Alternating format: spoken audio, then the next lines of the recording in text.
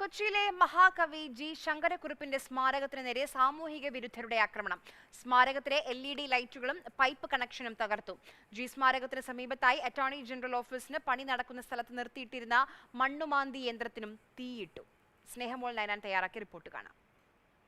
എറണാകുളത്തെ എബ്രഹാം മാടമാങ്കൽ റോഡിന് സമീപം സ്ഥിതി ചെയ്യുന്ന ജി സ്മാരകം, അതായത് മഹാകവി ജി ശങ്കരക്കുറുപ്പിന്റെ സ്മാരകത്തിലാണ് ഇത്തരത്തിൽ സാമൂഹിക വിരുദ്ധർ ഈ കാണുന്ന പോലെ LED ലൈറ്റുകളും അതുപോലെ തന്നെ പൈപ്പ് കണക്ഷനുമെല്ലാം തല്ലി തകർത്തത്.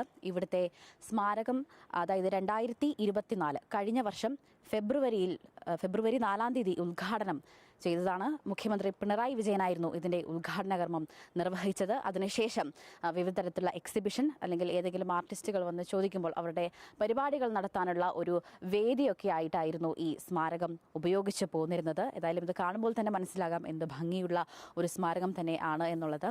കൊച്ചി കോർപ്പറേഷൻ ആയിരുന്നു ഈ സ്മാരകത്തിന്റെ നിർമ്മാണം നടത്തിയിരുന്നത്. ഇന്നലെ രാത്രി ഏകദേശം 2:30 സാമൂഹിക വിരുദ്ധർ ഇത്തരത്തിൽ കയറി ഈ അതിക്രമം കാണിച്ചിരിക്കുന്നത് എന്നാണ് ഇവിടുത്തെ സ്മാരകം സൂക്ഷിപ്പുകാരനടക്കം പറയുന്നത്. സാധാരണ രാത്രി ഒരു 11-11:30 മണിക്ക് ഇവർ സാധാരണ ഇവിടെയൊക്കെ നടന്ന് നോക്കി ഇവർ അകത്തേക്ക് കയറും. വീണ്ടും ഇതുപോലെ തന്നെ ഇടയ്ക്ക് 3 മണിക്ക് 2:30 മണിക്കൊക്കെ എഴുന്നേറ്റ് വീണ്ടും ഇങ്ങനെ നോക്കാറുണ്ട്. അങ്ങനെ രണ്ടാമത് എഴുന്നേറ്റ് നോക്കി കഴിഞ്ഞപ്പോഴാണ് ഈ സംഗതി കാണുന്നത്. ഇതിന് തൊട്ടടുത്ത് സമീപത്തായിട്ട് അറ്റോർണി ജനറൽ ഓഫീസിന്റെ നിർമ്മാണ പ്രവർത്തനങ്ങൾ നടക്കുന്നുണ്ട്.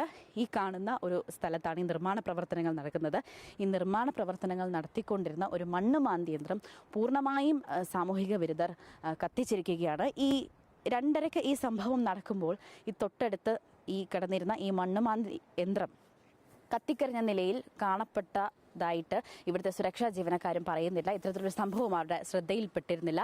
അതിനുശേഷം പിറ്റേ ദിവസമാണ് ഈ മണ്ണുമാന്തി യന്ത്രം ഇത്തരത്തിൽ കത്തിക്കരിഞ്ഞ നിലയിൽ കണ്ടെത്തിയിരിക്കുന്നത് എന്നാണ് അവർ പറയുന്നത്. ആരാണ്, എന്തെങ്കിലും ലഹരി ബന്ധം ഇത്തരത്തിലുണ്ടോ, ലഹരി ഉപയോഗിച്ചിട്ടാണോ ഈ സാമൂഹിക പ്രവർത്തകർ ഇത്തരത്തിലുള്ള സംഭവ വികാസങ്ങളൊക്കെ കാട്ടിക്കൂട്ടിയത് എന്ന കാര്യത്തിലൊക്കെയും വ്യക്തമായ അന്വേഷണം നടന്നുകൊണ്ടിരിക്കുകയാണ്. ഏതായാലും എറണാകുളം സെൻട്രൽ പോലീസാണ് നിലവിൽ കേസെടുത്തിരിക്കുന്നത്.